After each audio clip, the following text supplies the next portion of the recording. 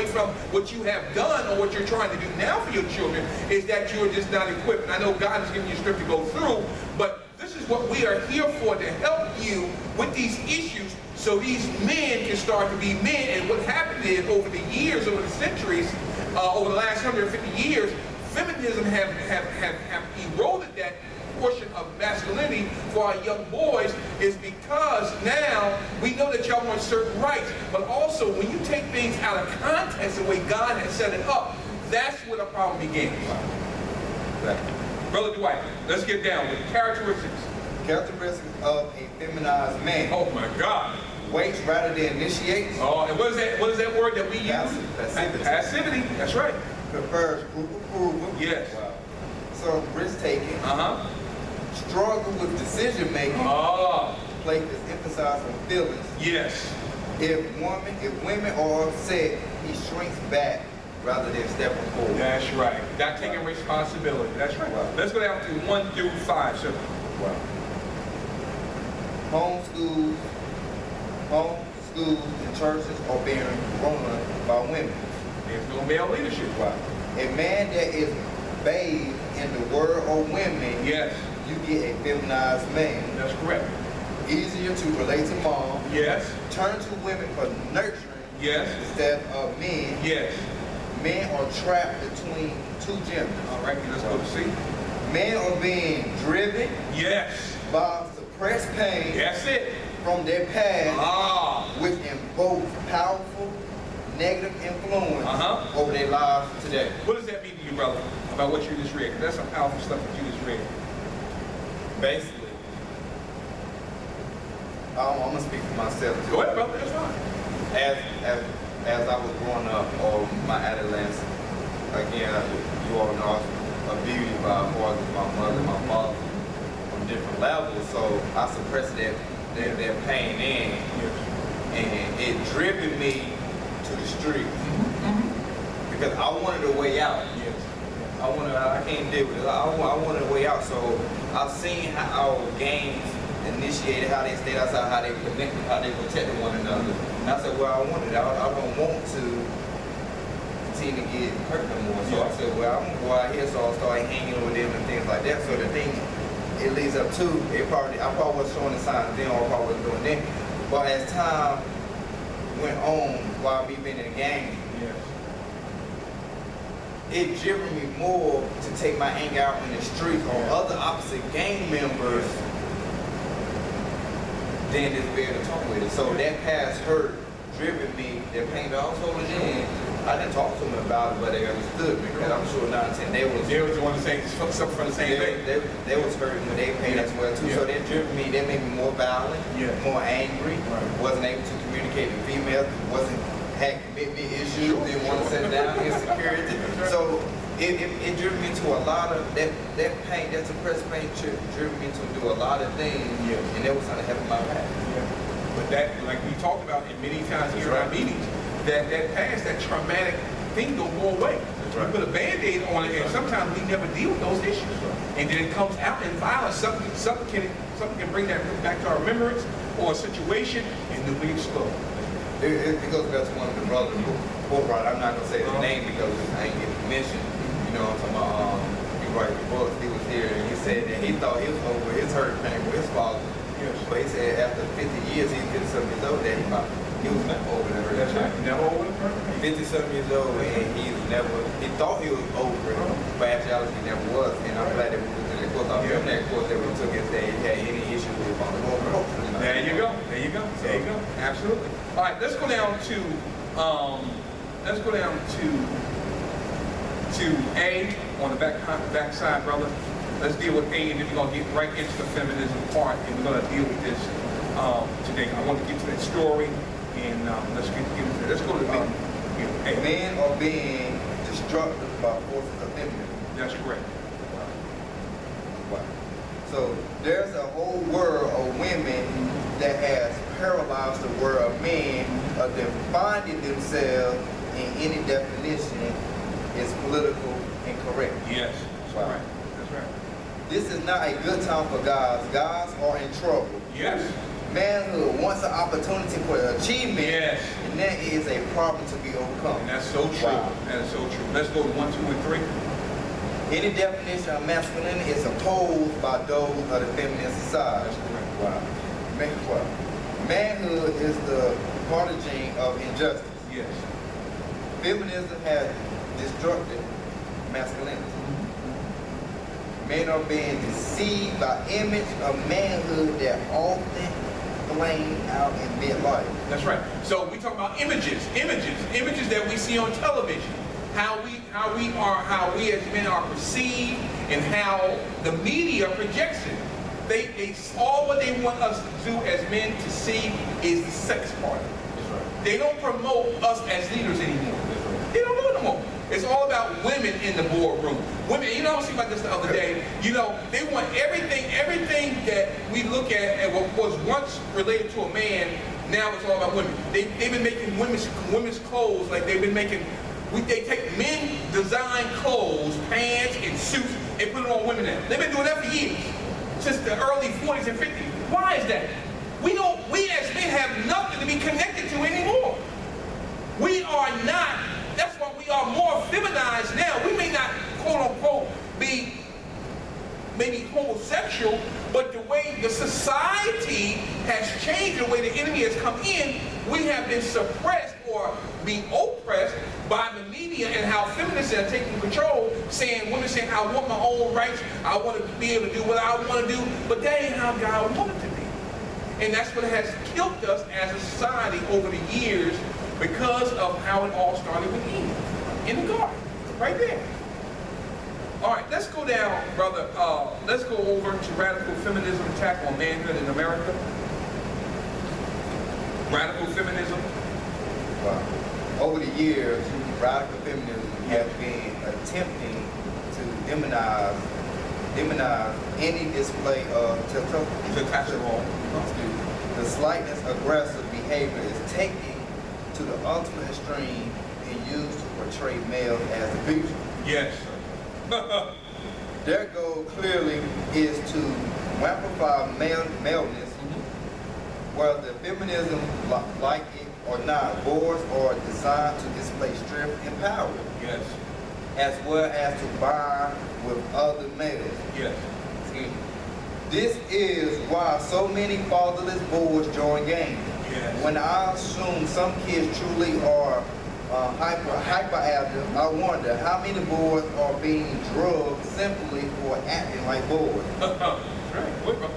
Even fatherhood is no longer honored and respected. I find it difficult to enjoy sitcoms and movies where the kids totally disrespect the father.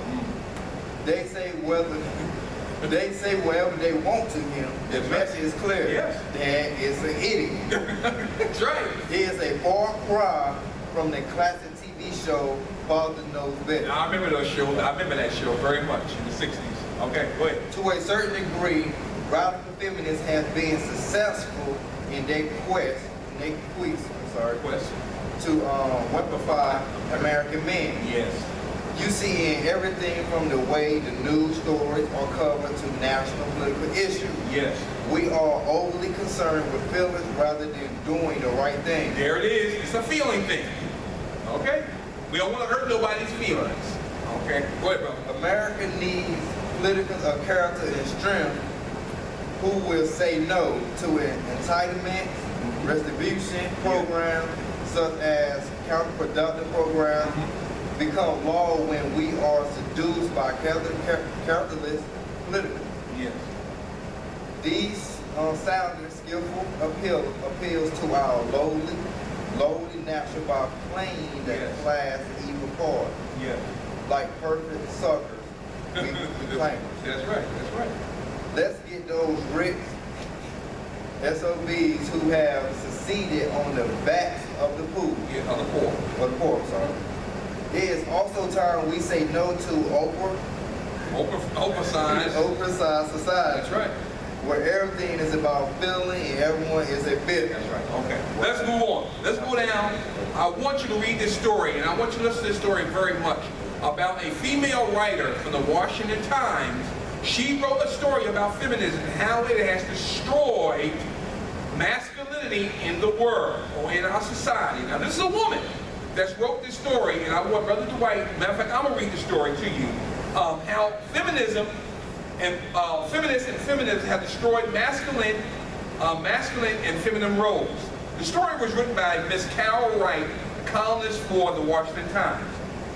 As it reads as follows. I regret not getting married when I was young. More specifically, I wish I had focused on the marriage factor, asking myself what I wanted more, a career or a family. Unlike my mother's generation, where gender roles were uniquely defined and respected in America. Those are two important words she says there. It was the genders between men and women were uniquely defined. Like today, it is not defined anymore. All right, not no more. In respect in America, the 1960 feminist movement and the offspring of the liberalism has led to the death of masculinity in America today. Gender roles have eroded to non-existent because women feel we're all the same. There's no difference between men and women. What do you mean? God created you differently. You're not different spiritually, but when it comes physically, there is a difference. There's a reason why God did that. But no, as a society, no, we want everybody just to be the same. Why can't we just get along? It don't work like that. That's why we're in the situation we're in today. A lot of women may not be married because you expect certain things. You're not going to get that man anymore because feminism have taken a lot of things from men, and men ain't going to do the things they used to do 40, 50, 60 years ago. And if you do find out, you got a special man. You got a gentleman. I'm a gentleman. I'm one of those men, but they're very few and far between. All right? I had to say that because it really hurts me. All right, I'm going to continue with the story. Sorry I got off track. Starting in elementary school, teachers are drowning boys in sensitivity, turning men into little sissies. They are making a toxic environment for boys. Primary education does everything in its power to turn boys into neuters. Asserts anti-feminist Camille Paglia in a recent interview. She is absolutely correct. These same little boys grow into adults who suppress their manhood to live in a politically correct prison with no models of manhood.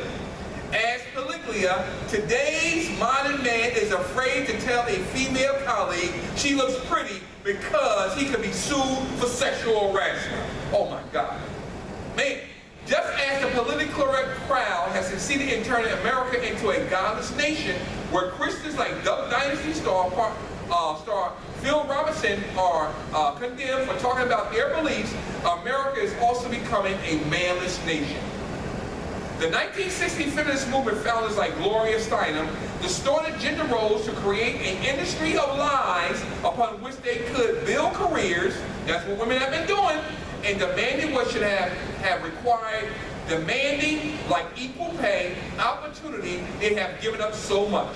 The result is that many women in my generation, daughters born in the 60s and 70s who want to be married aren't because men demand we be their super equals. The 1980 Angelique perfume commercial, I remember this very well, the 24-hour woman, captures feminism, destruction of manhood in modern society.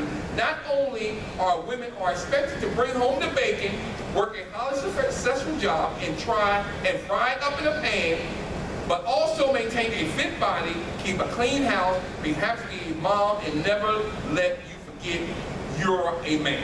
My God, my God. I'm going to continue with the story. It's very powerful.